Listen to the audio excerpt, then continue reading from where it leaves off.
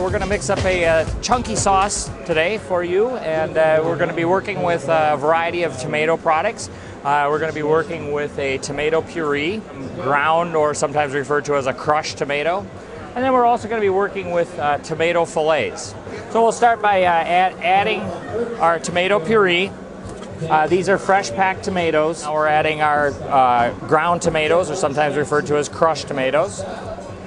How we will make it chunky is with our tomato fillets that we're going to add. As we had one can of the tomato puree, we had a half a can of the ground tomatoes, and we had half a can of the tomato fillets. I've made up a spice blend: oregano, black pepper, salt, and minced onion. And then I also have here a mixture of Romano and Parmesan cheese.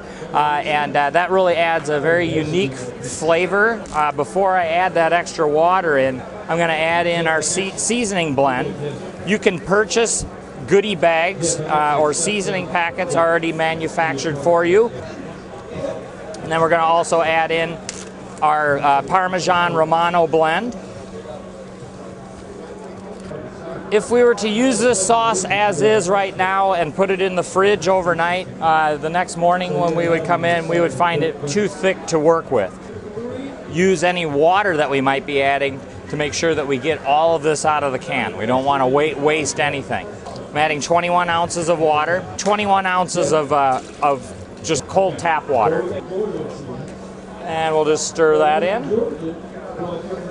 And with most sauces, when you add in spices and seasonings, it's best to let those sauces sit for several hours to allow the flavors to kind of permeate throughout the whole batch.